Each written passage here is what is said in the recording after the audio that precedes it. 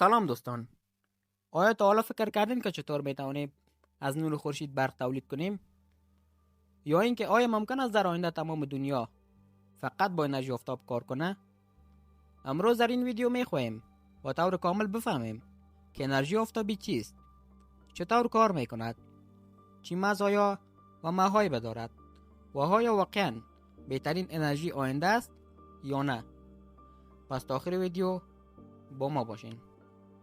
انرژی آفتابی چیست؟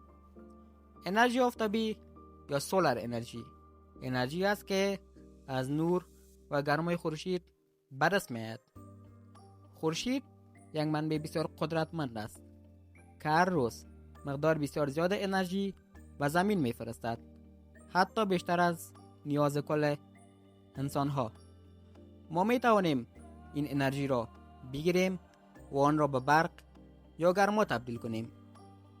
انرژی آفتابی چگونه کار میکند؟ انرژی آفتابی بیشتر با استفاده از سولارهای خورشیدی تولید می شود. این سولارها از سلولهای ساخته شدند که به آنها سلول خورشیدی می گویند. وقتی نور خورشید به این سلولها می تابد، یک واکنش خاص اتفاق می افتد و برق تولید می شود.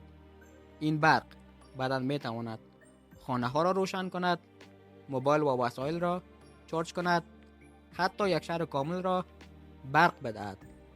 انواع سیستم های انرژی آفتابی چند نوع مهم دارد. 1.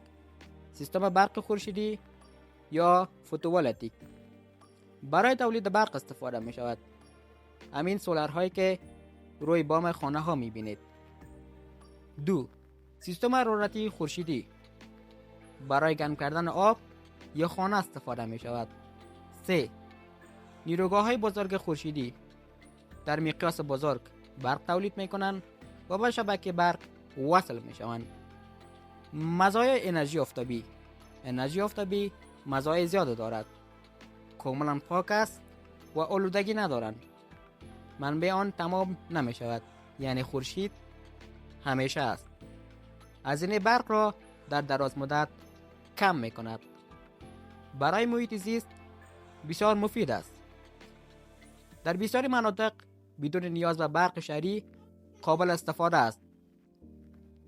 معایب انرژی آفتابی: در کنار این همه مزایا، انرژی آفتابی دارای معایب هم می باشند. هزینه اولیه نصب سولارها زیاد است. در شب یا هوای ابری کارایی کمتر دارد. نیاز به فضای مناسب برای نصب دارد. ذخیره سازی برق یعنی بطری هنوز کم گران است. آینده انرژی آفتابی: امروز بسیار از کشورها در حال سرمایه گذاری روی انرژی آفتابی هستند، چون این انرژی می تواند جایگزین نفت و گاز شود و به کاهش آلودگی زمین کمک کند. در آینده ممکن است خانه ها، موترها و حتی شهرها کاملا با انرژی خورشیدی کار کنند.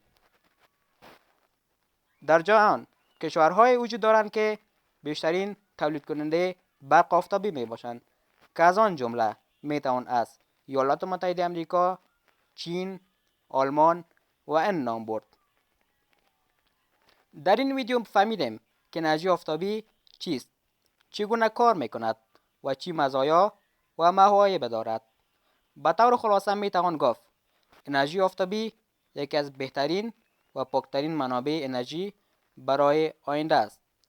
اگر این ویدیو برایت مفید بود، لایک و سابسکرایب یادت نره.